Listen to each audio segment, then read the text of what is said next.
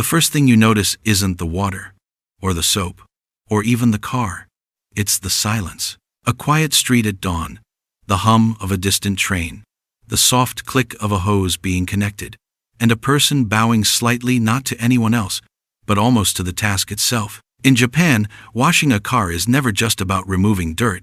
It's about care, rhythm, respect, and the quiet belief that how you treat your possessions reflects how you move through the world. The car sits there patiently, often compact, neatly parked, never blocking the sidewalk, never intruding into space that doesn't belong to it. Many Japanese neighborhoods are tight, intimate places where space is borrowed rather than owned. And that alone changes the way people approach their vehicles. Before a single drop of water touches the paint, there is already intention. Buckets are placed carefully so they don't spill. Towels are folded, not thrown. Sponges are chosen not for convenience, but for softness. Even the ground beneath the car is considered, with mats laid down to keep water from splashing everywhere. Nothing is rushed. Nothing is careless. In Japan, daily life is built around the idea of minimizing disturbance meiwaku, the concept of not causing inconvenience to others. When someone washes their car, they are not just thinking about the vehicle, they are thinking about the neighbor whose window is open, the passerby who might walk past, the shared drain that shouldn't overflow. Water pressure is controlled. Splashing is avoided. Loud movements are softened. The act becomes almost meditative, like a tea ceremony, translated into rubber, metal, and glass. The process often begins with a slow rinse, not aggressive, not forceful. Water glides over the surface, carrying away loose dust from city roads and narrow countryside lanes. You can almost hear it, the gentle patter as it hits the roof, the faint hiss as it runs down the windshield. Hands move methodically, tracing the shape of the car as if memorizing it again. This is not the frantic scrubbing seen in some places. This is a conversation between person and object. A reminder that this machine carries you, protects you, and deserves attention in return. Many Japanese car owners wash from top to bottom, always. Roof first, then windows, then doors, then wheels last. It's practical, of course gravity does the work, but it's also symbolic. Cleanliness flows downward. Order matters. There's a quiet satisfaction in watching soap trails slide gently off the paint, leaving behind a surface that reflects the sky like still water. In those reflections, you sometimes see more than clouds. You see power lines, cherry trees, apartment balconies, fragments of everyday life stitched into the surface of the car. The soap itself is often mild, chosen carefully to protect the paint. In Japan, there's a deep appreciation for longevity. Objects are expected to last, and maintenance is seen as a moral responsibility. This mindset shows up everywhere, from how knives are sharpened to how shoes are cleaned at the door. Cars are no different. The soap smells faintly clean, not overpowering, not artificial, just enough to signal freshness. As the sponge moves, it barely presses down, letting the suds do the work. There is trust in the process. What's striking is the attention to details most people ignore. Door handles are cleaned individually. Side mirrors are wiped with deliberate strokes. The area around the license plate is given extra care, as if the car's identity itself deserves respect. Even the spaces between panels, where dust likes to hide, are gently traced with cloth or brush. This is where patience becomes visible. No shortcuts. No skipping ahead. In many homes, especially in urban areas, there isn't even space to wash a car at home. This is where Japan's car wash culture reveals another layer. Automated car washes are common, but they are nothing like the rushed, impersonal tunnels seen elsewhere. You drive in slowly, guided by soft lights and calm instructions. The brushes move with controlled precision, water jets sweeping across the car like choreographed dancers. Even here, the experience feels thoughtful, almost ceremonial. You sit quietly inside, as the world outside turns into foam and motion, trusting the system to do its job properly. Then, there are the self-service wash stations, which feel more like personal studios than industrial spaces. Each bay is clean, organized, and well lit. Tools are arranged neatly. Instructions are clear and polite. There's no pressure to hurry. People take their time, moving through each step with focus. You'll see someone pause, step back, and inspect their work from different angles, not out of vanity, but out of care. It's the same mindset you see when someone adjusts a picture frame until it's perfectly straight. The wheels and tires are always left for last, as if everyone instinctively understands that this is where the road leaves its strongest mark. Brake dust clings stubbornly to the rims, dark and powdery, while tiny stones and grit hide in the grooves of the tires. In Japan, this part of the car is treated with a quiet seriousness. Different tools come out now, slender brushes shaped to reach behind spokes, soft enough to protect the finish, yet firm enough to lift months of buildup. There is no harsh scrubbing, no aggressive back and forth. The motion is circular, controlled, almost patient, as if persuading the dirt to let go rather than forcing it away. As water runs down, it carries with it the smell of rubber and metal, mixing with soap and damp concrete in the air. It's a scent that feels grounded, industrial, yet clean, reminding you that this machine lives between nature and pavement. Hands get darker here, streaked with grime. Fingertips blacken slightly despite gloves or caution, but there is no irritation in the body language, no visible tension. This is expected. Dirt belongs here. It is part of the journey, part of what the car was built to encounter. In accepting that, the process stays calm. When the wheels are finally rinsed and the tires regain their deep, matte black, there's a subtle pause. The brush is set down carefully.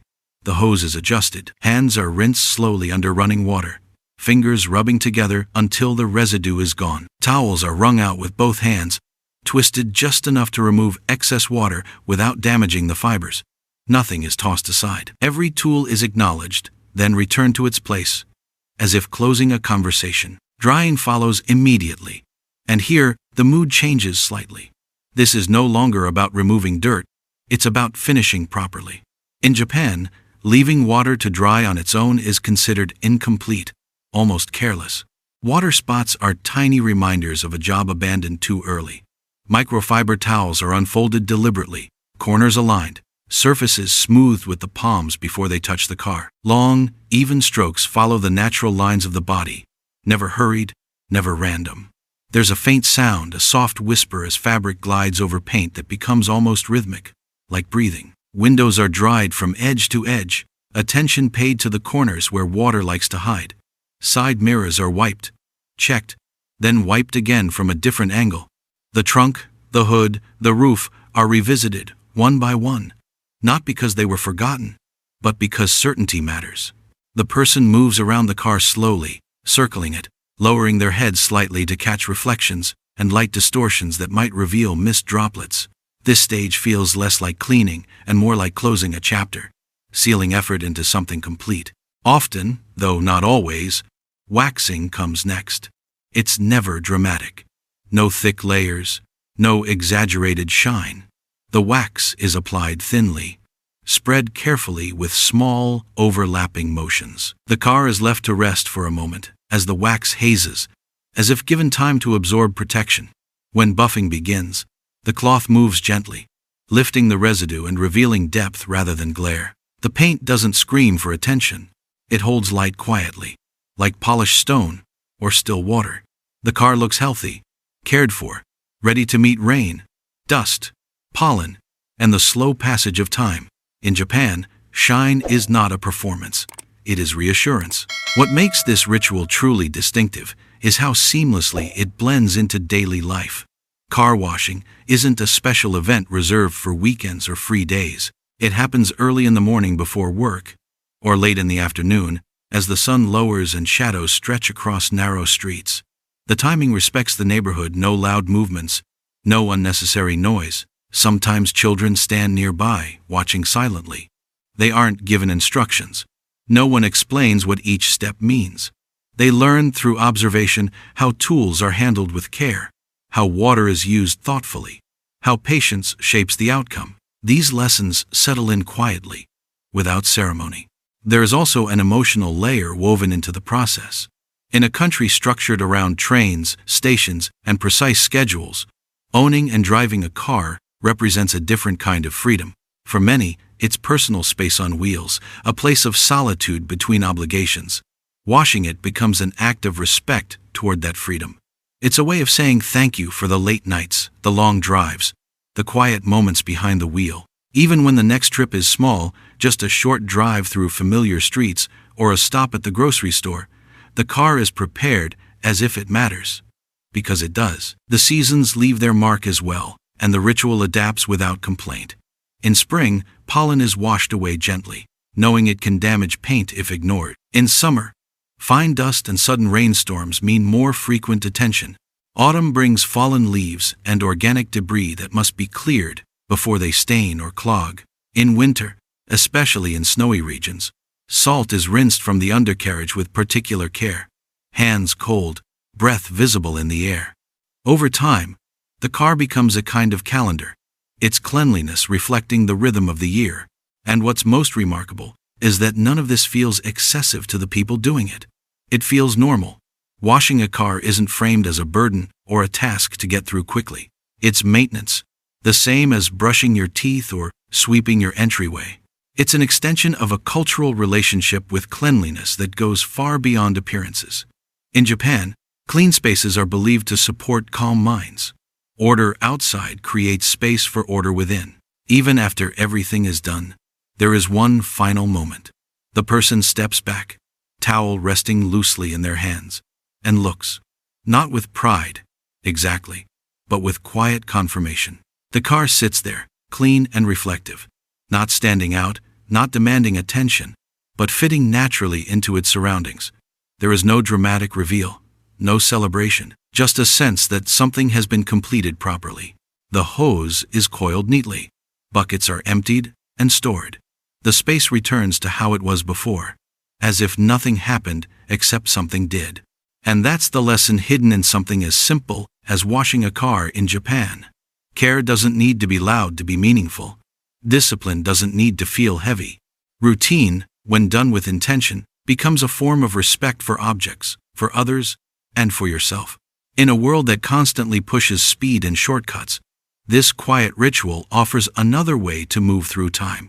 So the next time you see a car gleaming softly under a cloudy sky, or hear the gentle sound of water on pavement in the early morning, remember that you're not just witnessing cleanliness, you're seeing a philosophy in motion. A reminder that how we do small things shapes who we become. If this story made you see everyday habits differently, if it slowed you down even for a moment, take that feeling with you.